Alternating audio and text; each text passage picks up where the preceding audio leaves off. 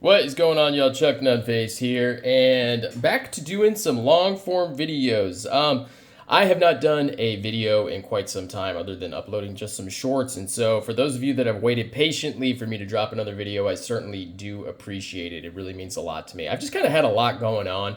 As many of you know, my brother had passed away, and that honestly, with making videos, that really didn't have a whole lot to do with it. It was more just I switched jobs, I changed firms, and back in April, and it was just one of those things where I had a lot going on in life, and so I wasn't really focused on doing YouTube videos. And then you just kind of you get into the habit of not doing it, and a week becomes a month, and a month becomes 3 months, and so on and so forth. So for those of you who have been patiently waiting and staying subscribed, I certainly do appreciate that. For those of you who are new here, who maybe have not been checking out any of my videos, there's a subscribe button right there. If you go ahead and hit that, I certainly would appreciate it. Like the video also, but that subscribe really means a lot because it kind of lets me know that what I'm putting out there is being consumed by people who care about the stuff that I'm doing. So, moving on, in case you haven't noticed, I do have a couple of fixed blades here on the table, so we're going to take a look at these real quick. Not really call them a review, we're just going to do an overview, kind of dip our toe back into the YouTube video stuff. So we'll move this guy off to the side for now, and we'll focus on this one. This is from Wagner Made Tools. This is called the 76. Wagner Made is a small maker out in Ohio. He's doing handmade fixed blades, and he's also doing some friction folders. Now, I would imagine at some point that would lead him down into the folder market as well as time goes on, and he kind of perfects his craft. But he is a new maker.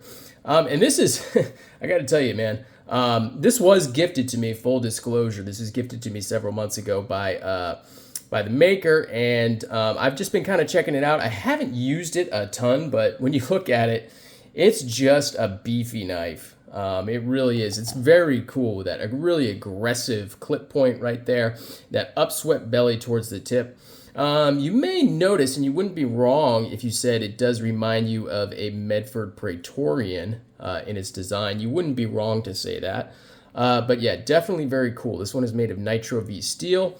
Like I say, the Wagner Made Tools, WMT. He is out of Idaho, and he's just he's getting out there and he's doing some cool stuff. And, initially it was sent with this sheath right here, which is fine, perfectly functional. Not, the nicest sheath in the world, but definitely functional. But he was saying that some of the people who had purchased his knives with this style of sheath, they were getting some cutting, because as you see, it was tearing through the sheath a little bit right here, or possibly puncturing, something like that. But he was having some of his end users were having issues with the sheaths, and so he was very he took the bull by the horns, very proactive about offering a solution. Anybody who wanted one, who had purchased one of his knives, could go ahead and contact him, and he would send his updated design to them free of charge, which is very cool. So it's pretty rudimentary, this sheath right here. And now he is doing it with a welted design, which is going to provide some more reinforcement on the edge right there, and it's going to be less likely to cause a problem damaging the sheath over time. It is also now a scout or horizontal carry too, and it's honestly it's finished much better, so you can tell his skills have improved over time. His stitching work is better, and just the overall construction and the finishing of the sheath is better as well. So yeah, very cool. I've been really meaning to kind of showcase this knife. I know that if you follow me on Instagram at Chuck_Nunface, I do make a habit of kind of reposting his stuff because he was kind enough to give this to me. So I think the least I can do is give him a little free advertisement. But yeah, very cool. So definitely worth checking out. I will go ahead and link his Instagram in the description of this video. So if you want to learn a little bit more about his designs, maybe check out his friction folder or his drop point or something like that, you can go ahead and do so. So that is that one right there. And now we'll move on to this little guy right here. This little guy is an auxiliary manufacturing pocket buoy. Now this knife I have kind of admired from afar on Instagram for quite some time, and I wanted to check one out. So I had sold a couple of knives recently. If you follow me on Instagram, like I say, you will see that I put up sales from time to time there. And so I decided, it was my birthday recently, and I wanted to kind of get a new knife for myself. I hadn't bought a knife in a while, and so I ended up picking one of these because I did notice that Knives Ship Free, they had some of these in stock, or actually quite a big selection of auxiliary manufacturing in stock. And I wanted to kind of take advantage of that there. And so I picked one up from Knives Ship Free. I really do enjoy shopping at Knives Ship Free. They've got a great rewards program. They're very fast with their shipping. They just, I like them. It's really one of my first choices that I go to is Knives Ship Free. So they do have quite a few of those over there. Now, auxiliary manufacturing, it is a, not super small, but it is a 1 or 2 man shop. It's a smaller shop based out of Nevada, I believe. And so he does a lot of in-house made fixed blades. He's got a larger version of this, plus he's got a couple of different blade shapes. You can also get this with G10 as well. And he also does some outsourcing with Miguron, whatever that company is, a Chinese company where they do their folders. They just recently dropped, I think it was like a coffin handle Tanto blade that was done by them. And those look nice, but I probably am going to, I've kind of gone over my feeling on Chinese knives and everything else. Not that they're, just a quick recap, I don't think there's anything wrong with them functionally. Objectively, they're good knives, but in the long term, they don't really do much for me. I don't have much of a attention span when it comes to knives these days anyway, so I get bored pretty quickly, and so I usually don't spend money on something that I know I'm just going to end up turning around and selling. I want the at least the opportunity, I think, or give myself a chance to really grow and kind of bond with it a little bit, because there's definitely no guarantee of that.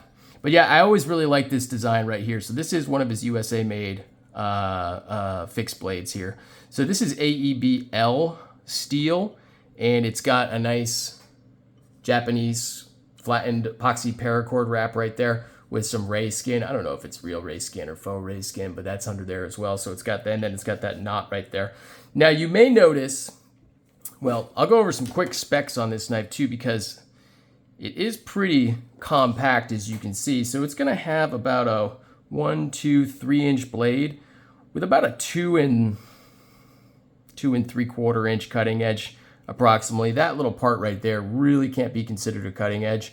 But it's a nice little compact fixed blade. And if you know me, if you follow me for any length of time, you know that I do like a small fixed blade. And so it does come with this nifty pocket sheath right here, which is gonna be great. Now it's set up for offhand or left-hand carry right now. But if you're carrying this, as you can see with the clip, you're gonna have about that much sticking out of your pocket. Now, if you're on a job site or something like that, no problem. But you may want a deeper carry option for something like this. So you would be able to move those up and get it a little bit deeper in the pocket if you wanted to. But my concern with that is I'm putting a knife in my pocket without having the lip of the sheath visible really. So I'd have to be very deliberate. And so it does make me more than a little nervous to do something like that. So when I carry it, I want to carry it a little bit more, not undercover from a concealment standpoint, but a little bit more discreet. So I do have this here. This is a pocket sheath that you've probably seen on the channel before. It's from Cedar Grove Leather. She has an Etsy shop. I'll go ahead and link that in the description as well. And so I believe this is maybe the one and only design of this double welted design that she ever produced. And then I think she said she was going to stop doing it as well. But she's a maker out in Ohio, and she made this for me here. And I used it for initially my SPK, my Strand Grabber Performance knives. I can't remember the name of the model. It was a crew wear. It wasn't the Sasquatch, but it was a fixed blade. I'm spacing it off the top of my head. But I figured I wanted to use this to carry the pocket buoy as well. Now, it works well, but the problem is if it's in there and it's seated securely, it's kind of hard, not much purchase to grab onto. And so kind of one of the downsides of this knife, there's two things on this knife that I would consider negatives. One being the, what was it? Oh yeah, the initial sharpness out of the box was not amazing. I did put a new edge on it last night. I don't really fault a manufacturer for not sending, or a small maker for not sending a super sharp blade. It's kind of makers make, users sharpen. It's nice when they do, but I don't expect it. I do expect it from factory knives like Spyderco and Benchmade or ZT or something like that. Microtech is always good with factory sharpness, so I don't really expect it, but it's nice when it does happen. Like, for instance, this Wagner made from the factory had a nice edge. You know, he'd put a nice edge on it already. In fact, it looks like it might need a little stropping, but all told, this was nice from his shop.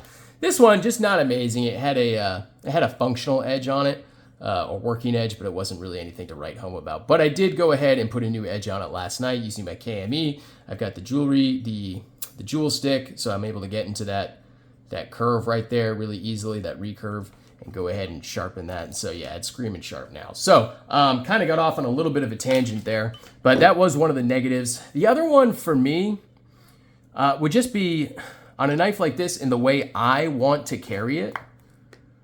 I could definitely benefit from a lanyard hole in this somewhere in here. Now there is a hole in the blade because he does that Japanese knot, but it's completely taken up by the actual cord right there and cinching that cord down. But I think I came up with a reasonable solution with, I just took some thin paracord and tied it around this, and then I put a strip of, the cat's making noise, but I put a strip of goon tape on there, just wrapped it around it and just kind of secured it in place. And so it wouldn't slip down the handle, and added a bead on there, and draws out of the pocket no problem now. So I may hit up Cedar Grove Leather for a shorter one of these in the future. We'll see. It might not even be an option if they'll make it or not, but we'll see. I'm going to see if I can make this work. I think it was a pretty reasonable solution. But yeah, overall, I really like this. It's got a nice acid wash finish on the AEBL blade. Super sharp now, wasn't super sharp out of the factory, and it feels good in the hand. If you've got big hands, and I don't have big hands, I've got small/medium gloves I would wear on this. If you had big old hands, you might have an issue with this, but I know they do make an XL. But this works really well for me, for just a nice, compact pocket carry fixed blade. It works great for me. You know, the 76 is gonna work in a wide variety of hands. That's gonna fit really nice, no problem. But yeah, this one was one I was looking forward to getting to for quite some time, and yeah, glad I finally did. So, all that being said, I think we're gonna wrap this video up. I think I covered everything I wanted to cover. I will go ahead and link, I'll go ahead and link Auxiliary Manufacturing in the description as well, and I'll definitely link the IG for Wagner Made Tools. But yeah, thank you for checking out the video. I certainly do appreciate it. Go ahead and like, subscribe, leave a comment, let me know what you think, and stay tuned for the next one. Peace.